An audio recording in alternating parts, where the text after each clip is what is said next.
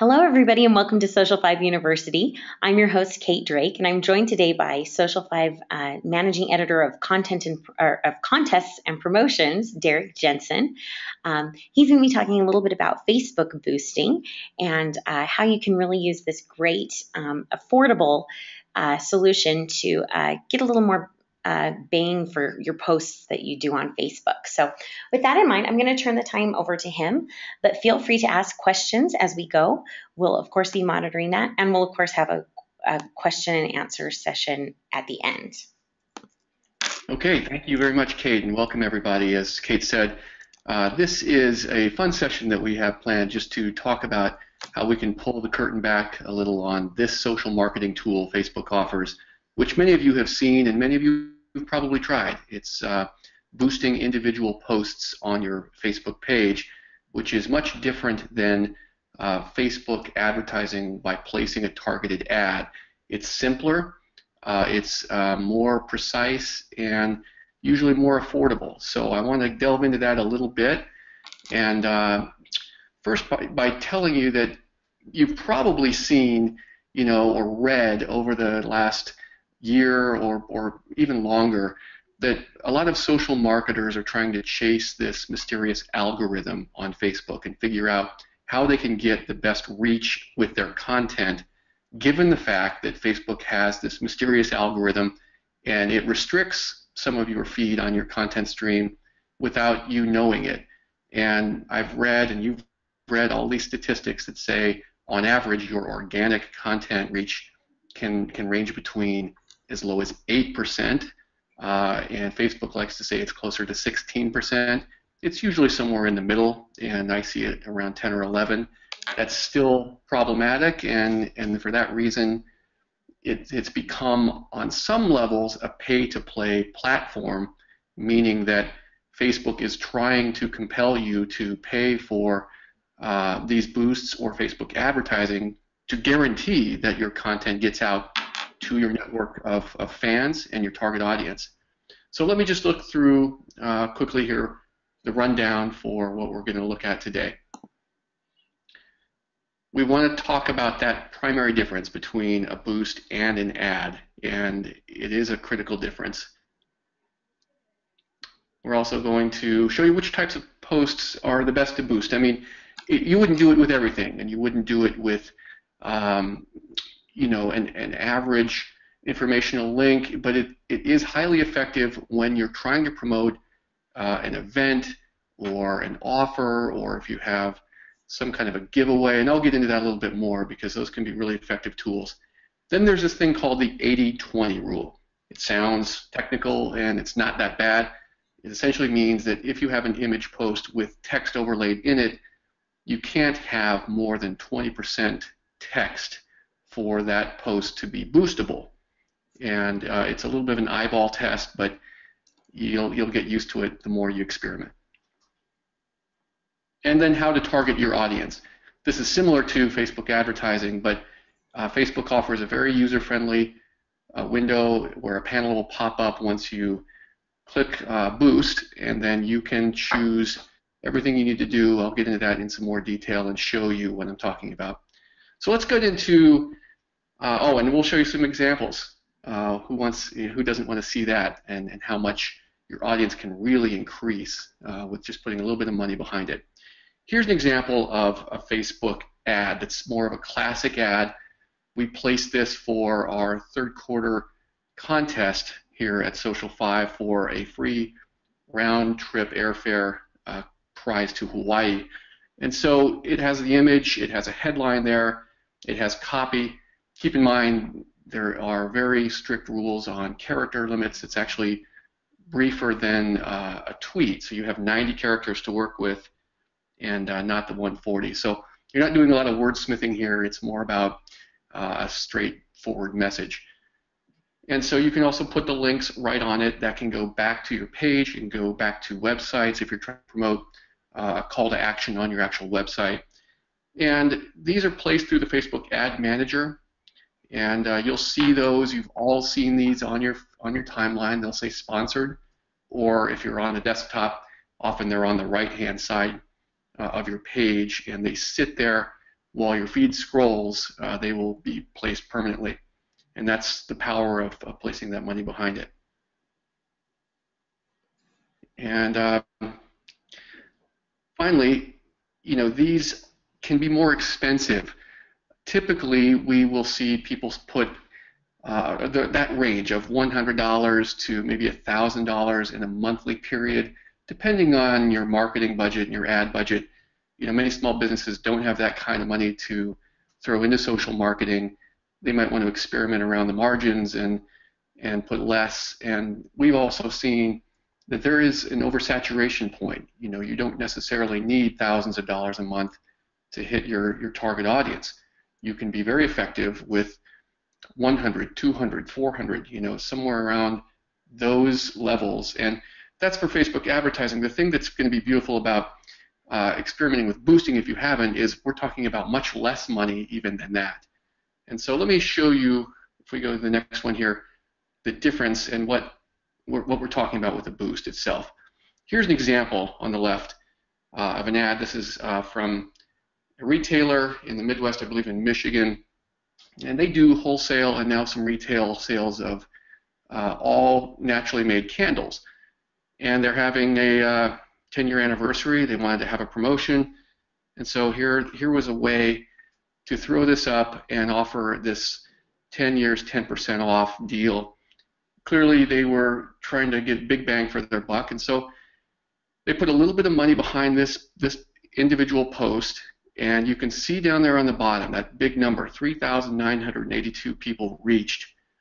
As many of you look at your own feeds, you see numbers that are significantly smaller, often in the teens or somewhere usually below 100, and so you can see how much growth you get exponentially by putting a little bit of money. I believe they spent $20 for this post, and so that's the benefit there that you can see.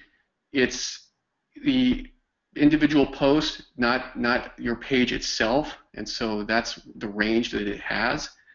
And you can do a brand new post, or you can scroll down page to an existing post that's on your timeline. It doesn't matter how long it's been there. If it doesn't violate that 80-20 rule, which I'll show you a little bit more, then you can boost that. It's also much faster. When you go in to do the targeting, you can pick your geographic location, you can pick gender, age, and then also some interests by keywords, and that helps tailor your audience that it will be served to. And then also you can use any dollar amount you want. It's really effective to get extra reach for, and eyeballs on your content. And as I said, to promote a special event, you might have a sale coming up, or a discount on services. Let's say it's tax season, or you want to do a special webinar or something that you want to drive people back to your website. If you have a giveaway, you have a Facebook sweepstakes or a small contest, you have a product or something to give away. All of those are very effective times to consider boosting.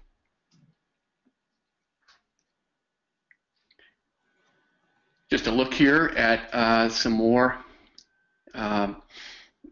visuals on what these are. If you have special news, sometimes you might have a web developer create an updated website. You want to get that news out on Facebook.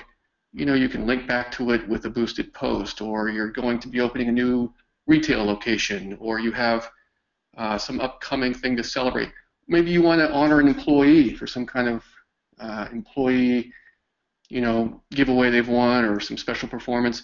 All of those qualify as some really nice opportunities. And I think we saw just a glimpse at the 80-20 rule. This is a little bit of a subjective case, because you don't know immediately until you put your post through for, it's actually called a Facebook review, but they will usually respond within 15 minutes to an hour, and you'll know that quickly if your boost has been accepted or rejected.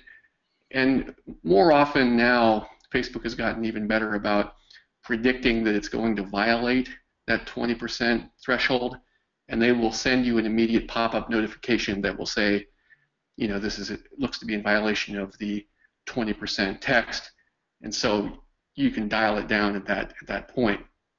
That's all the 80/20 is. It's if you're in doubt, and we've often done this, we will pull images that have no text at all, and then you leave your message for your actual Facebook post. Just the text part, the T's at the top, and whatever image you choose to use. If you want to be safe, you can keep it text-free.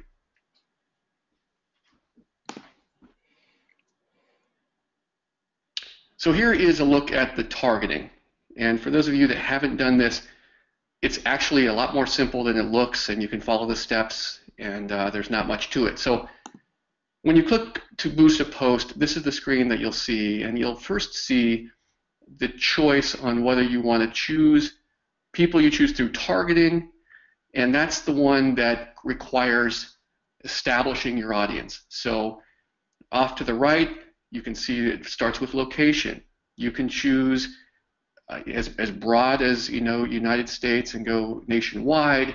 You can do things internationally, keeping in mind that the farther geographical reach you spread this out to, the less effective it will be. It's better for these cases to target by a more specific location. That's why they offer the city option, as you see here for San Francisco, and then they'll offer you the option to put a mileage radius around that city. Let's say you're trying to reach somewhere that's a little bit more rural, and the population base is not going to be big enough, and you know that within a 30-mile radius you would be reaching a fuller market.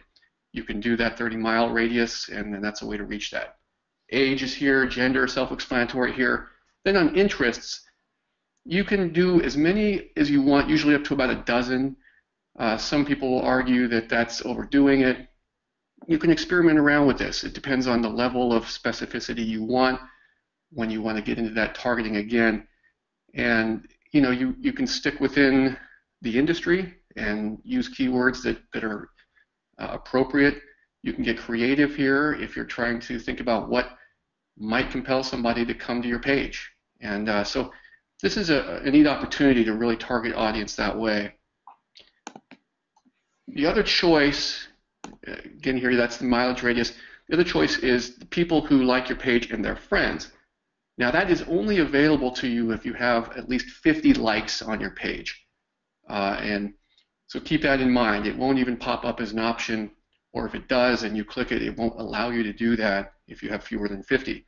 But if you have more than 50, that means that that existing network of fans and then their network will see that promoted post that you boost. And so if you know that that's a highly engaged audience and you want to reach them and you don't want to take the chance that you're going to fall behind that mysterious Facebook filter, that's a nice option, and it can be very effective as well.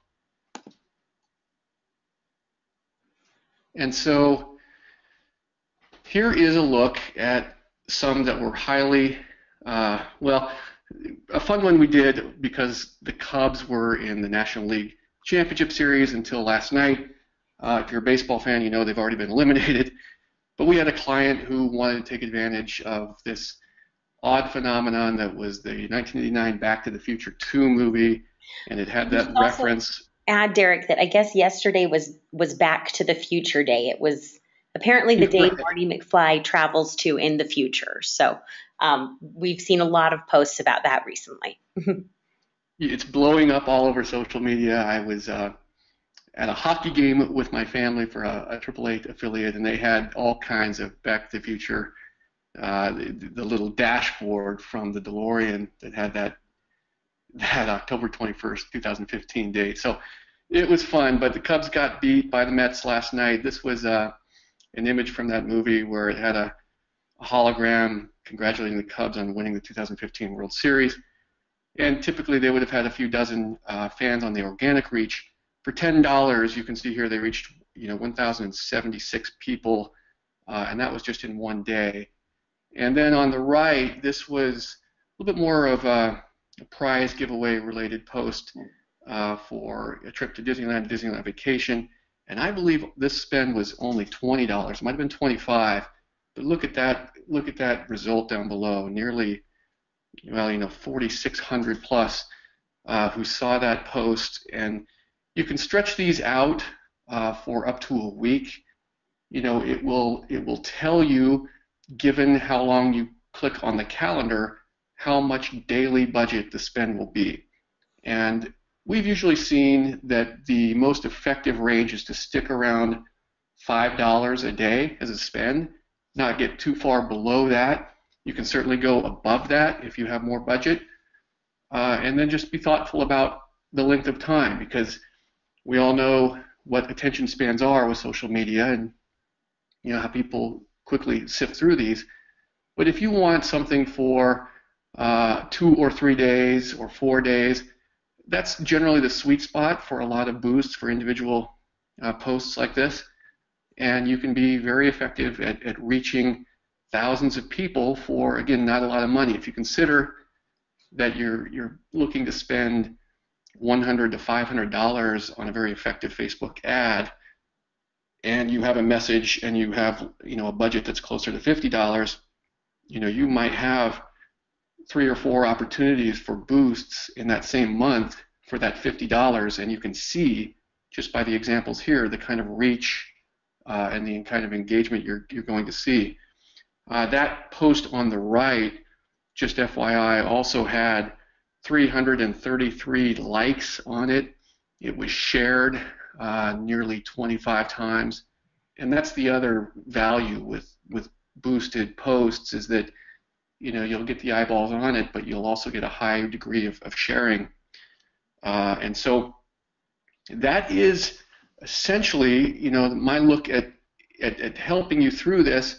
Again, if any of you have tried to do it, you might get through the targeting page and wonder, well, am I doing this right? Or this looks a little confusing, and there may be some trepidation there. I mean, it's really not that difficult to try, and you can experiment with a low budget amount, $5 or $10.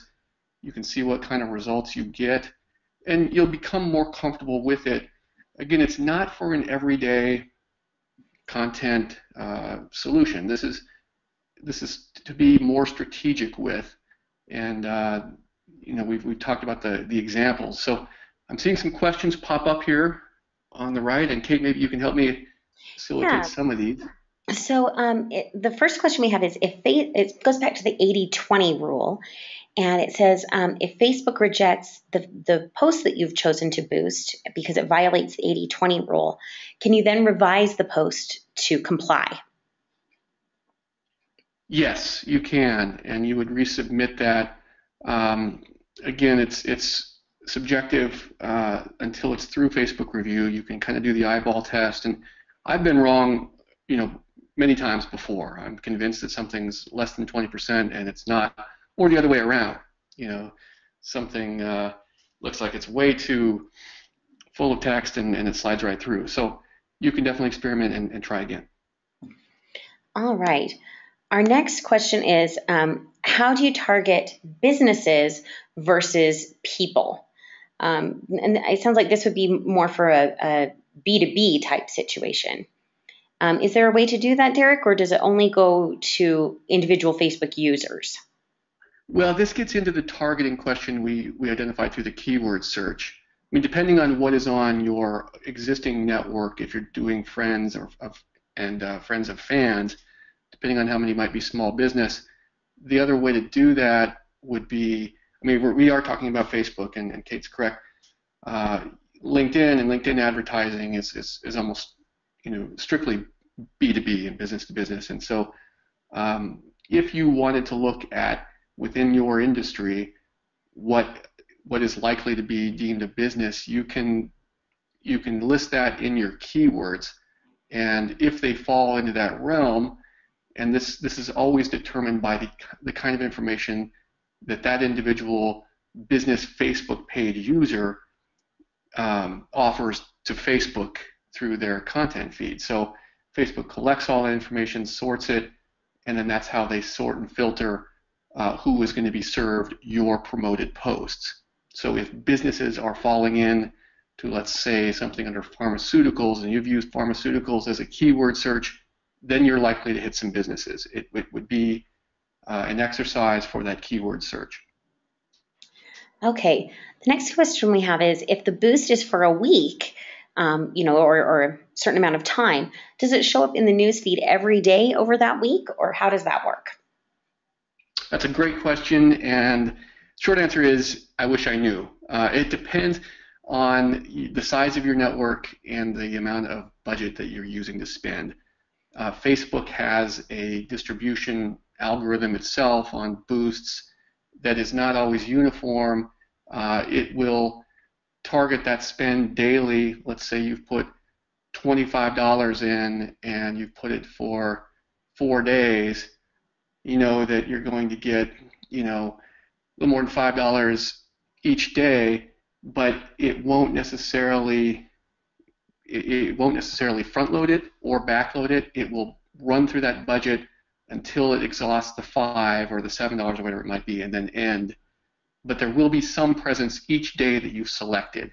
So that's the key. If you think that you want to have a presence for 3 days or 7 days, the key is selecting that calendar date, and you know that there will be some live feed. And by the way, it's mobile enabled, so this will go out to all devices, and then for whatever people are carrying and logging on through their business page, and they will see something for every day that's selected. It won't front load it. Okay. Our last question is, can we talk about some strategies to increase reach for posts without boosting? And that's kind of a really big question. Derek, feel free to chime in too, but that's kind of goes back to more of your daily content strategy that we would discuss with you and kind of go through as we try and get inspiration for posts and things like that. Derek, is there anything you want to add with that? Any simple, quick little thing that you want to Sure. I feel like we could do a whole session just on that. So. Well, yeah, it used to be that there would be a common conventional wisdom that would say stay away from just text posts and try to focus on at least having photos or images, and when possible add video. There's conflicting evidence as you look at studies about what gets the most clicks and whether clicking to linking to third-party sources versus video or images is more or less effective. In general, all three have some level of appeal, and beyond that, I mean, if you come across as maybe too salesy, that's kind of a no-no on Facebook. If you come across as really wonky, that may be less effective. People don't tend to have the attention span. So if you have something that's entertaining but also educational, informative about your brand in kind of a unconventional way, a turn of phrase, a clever quote or line, and then maybe an image that doesn't bring to mind what it is, but then when you read the whole post, it's a kind of a clever combination. That's what our writers specialize in, and we try to think outside the box and provide compelling content that people know they have. It's not run-of-the-mill. It doesn't look like an electronic billboard. So that's one of the buzzwords we've used is electronic billboard as a no-no. Stay away from those, and instead think about what you would want to see in your user experience when you're looking at Facebook pages. What stands out in your mind? What's memorable? That might be the best gauge of all. Okay. Looks like that's all the questions we have for today, unless anybody has anything else they want to ask. So we'll kind of do a last call for questions. Anybody? All right. Well, thank you all so much for being on this session today. We hope you learned something new. And again, if you want to try boosting yourself, it's definitely something you can give it a try. And the nice part is that the amounts are usually pretty small, so you can, if you try it yourself and it doesn't work out so great, you didn't lose too much. If it's intimidating for you, Derek does this all day, every day. He'd be happy to help you put a boost together. So, and really, he can give you some great examples of, and direction on what type of a post would work better, and kind of brainstorm some ideas with you about, what's going to look nice and really make a good impact. And Kate's exactly right. That's the last thing I wanted to add, is that as part of our package of services, we do offer boosting with more regularity, and sometimes combined with our quarterly contests that some of you are familiar with. And those are two, I can't stress enough, I mean, for social marketing, highly, highly effective, highly affordable options for you. So if you don't have the time or the resources with your business or the budget to experiment on your own, and you want to look at Social 5 services, I'd encourage you to do so. Yeah. And I mean, and that's something we really take to heart here, is that, we know a lot of our clients are smaller businesses, or, some of our clients are even just a one-man show, a real estate agent or a distributor for a different type of product or whatever. And so we really have that in mind, that we want to make these options affordable for you guys and get you the most bang for your buck. And Derek is really helpful for that. Derek, do you want to provide your contact information so people can get in touch with you if they want to do this? Yeah, sure. It's very simple. Just Derek, DEREK, at social5.com. You can use the numeral 5 or spell out FIVE. We have both domains. So yeah, Derek at social5.com, and I'm happy to help. All right. Well, thank you all so much. We'll go ahead and sign off, and we hope to see you all at 11 o'clock. We'll be talking a little bit about getting in a social state of mind and how to start looking for social media posts and inspiration in the world around you. So if you haven't registered for that one, we'd love to see you there, and we'll talk to you soon. Thanks.